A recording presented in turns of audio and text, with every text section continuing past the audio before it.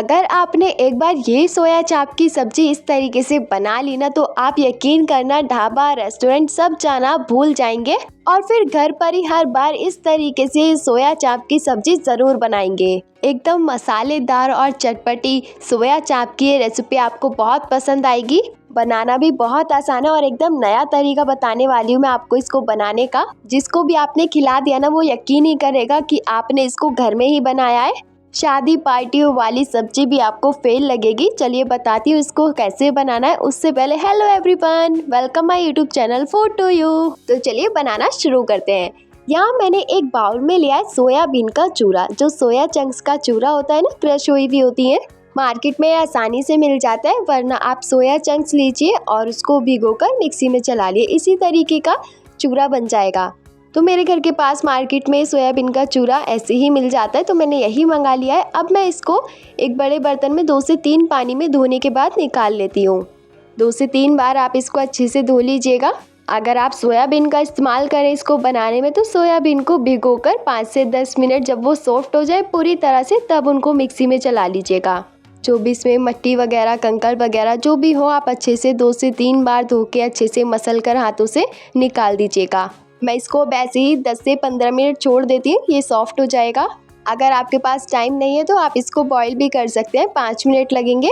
चलिए जब 5 से 10 मिनट पूरे हो जाए तो यहाँ मैं एक बर्तन ले रही हूँ। इस बर्तन में हम सारी सोयाबीन का चूरा जो है उसको हाथों से निचोड़कर पानी निकाल कर इसका निकाल लेंगे। बहुत ज़्यादा एकदम ड्राई भी नहीं करना है, जितना पानी निकले आपसे आप निकाल लीजिएगा इस तरीके से। ये सोया शामी चाप मैं पहले भी एक बार बना चुकी हूँ। मेरे घर में सभी को बहुत पसंद आई थी, बहुत ही ज़्यादा। तो दोबारा इस चाप को बनाने की डिमांड होने लगी थी घर में, तो मैंने सोचा आप लोगों के साथ भी रेसिपी शेयर करूं।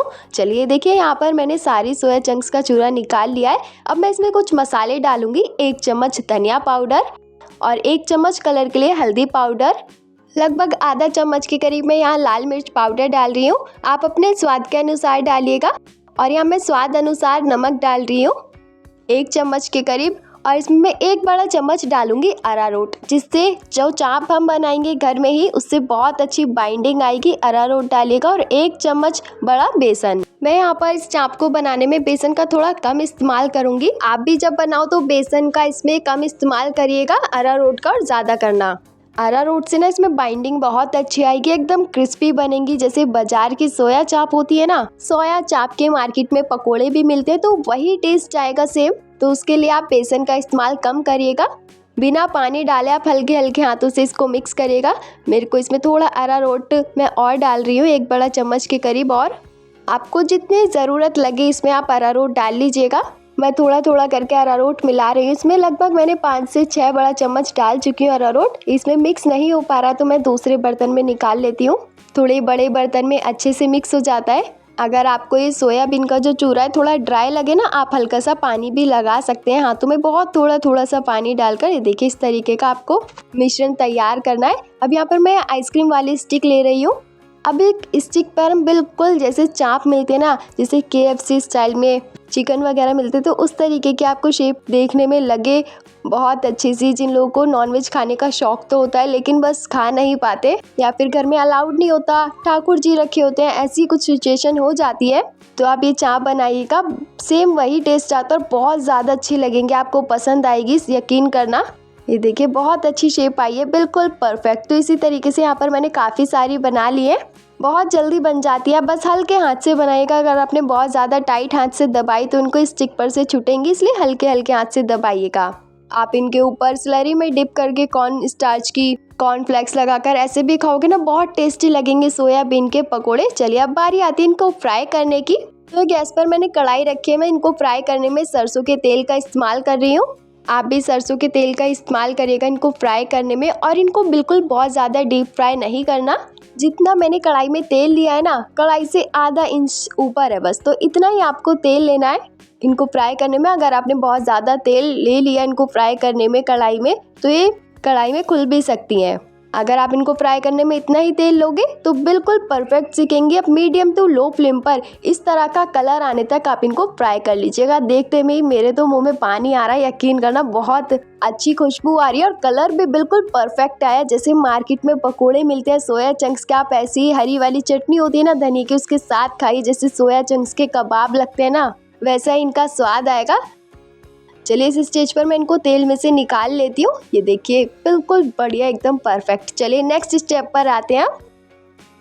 ये जो मैं मसाला बनाऊंगी ना, इस रेसिपी की जान है, समझ लीजिएगा। मैंने 1 कटोरी दही लिया है और मैं इसमें कुछ मसाले डाल रही हूँ। मैंने स्क्रीन पर मेंशन किए हुए हैं। 1.5 चम्मच धनिया पाउडर और 1 चम्मच लाल मिर्च पाउडर। आप अपने टेस्ट के अकॉर्डिंग डालिएगा सभी मसाले। और मैं इसमें कलर के लिए हल्दी पाउडर डाल रही हूँ आधा चम्मच। आप कश्मीरी मिर्च का भी इस्तेमाल कर सकते हैं यहाँ पर। अब जाएगा इसमें थोड़ा सा गरम मसाला, आधा चम्मच के करीब। और आधा चम्मच के करीब इस सब्जी का एकदम नॉनवेज वाला टेस्ट लाने के लिए मैं डाल रही हूँ बिरयानी मसाला। मैं आपको बिरयानी मसाला डिस्क्रिप्शन में लिंक दे दूंगी, आप वहाँ से परचेज कर लीजिएगा या फिर आसानी से शॉप पर मिल जाएगा। चलिए मसाले को मिक्स करके अब साइड में रखते हैं। यहाँ मैं ले रही हूँ कुछ खड़े मसाले, 1 चम्मच सौंफ, 1 चम्मच कुटा हुआ साबुत धनिया। आप साबुत धनिया भी इस्तेमाल कर सकते हैं। और 2 तेज पत्ता, 5 साबुत काली मिर्च, 4 साबुत लाल मिर्च और 1 काली इलायची। अब इनको हम तवे पर हल्का हल्का सा रोस्ट करेंगे, लो टू मीडियम फ्लेम पर। हल्का सा ब्राउन कलर आने तक, बहुत अच्छी खुशबू आ जाए।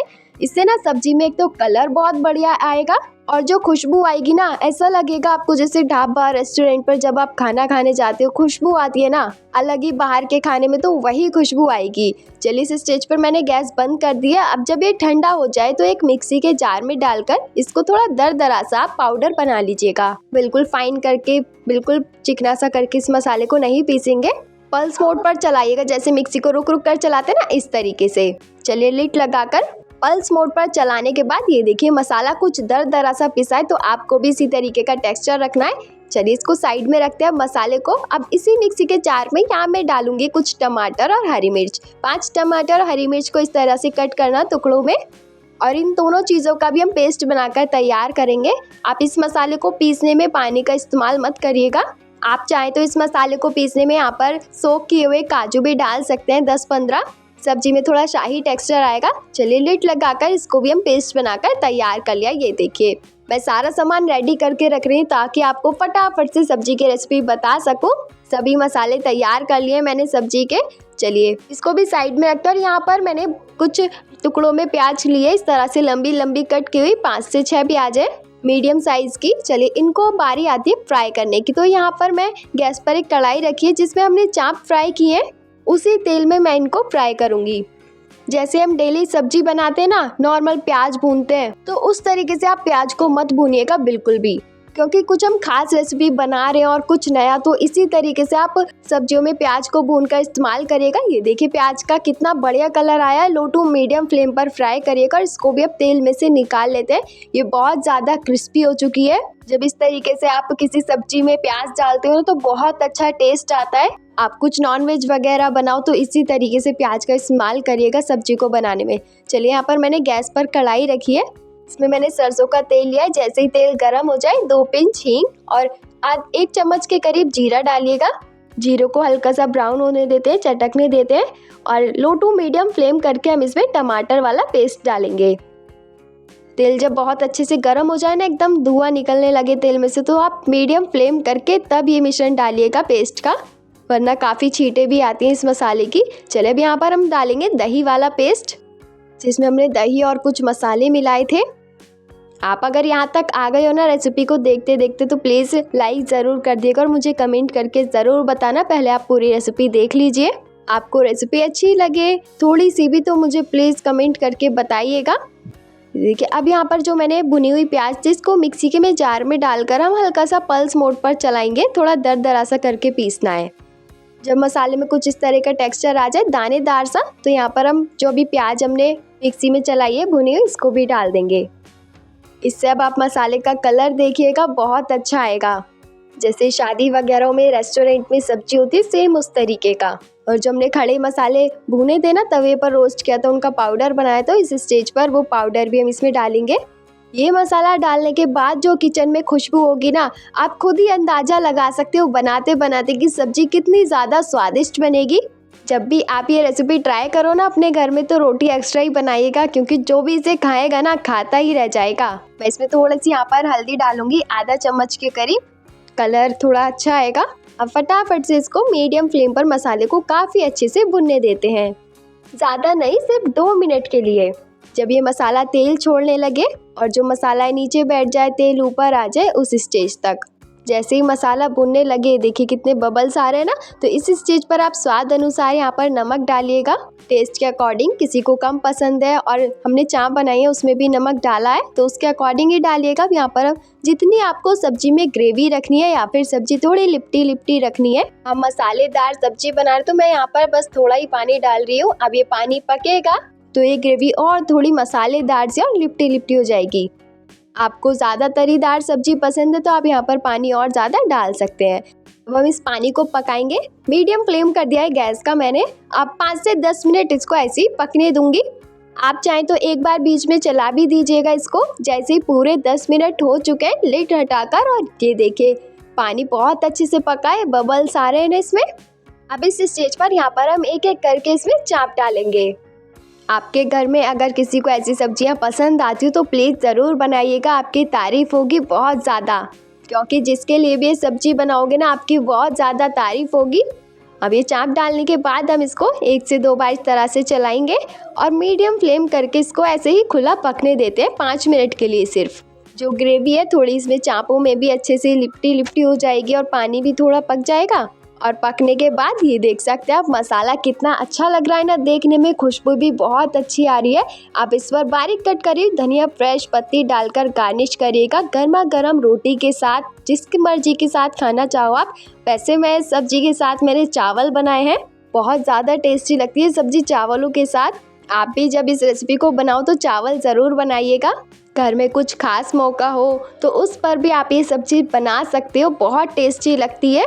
उम्मीद करती हूँ आपको ये रेसिपी पसंद आई होगी। और इसमें चाप भी बहुत ज़्यादा हेल्दी है, क्योंकि इसमें हमने मैदा का यूज़ नहीं किया है। थोड़ी सी भी रेसिपी पसंद आई तो प्लीज़ मुझे ज़रूर बताइएगा। मिलते हैं नेक्स्ट रेसिपी में, तब तक के लिए बाय बाय।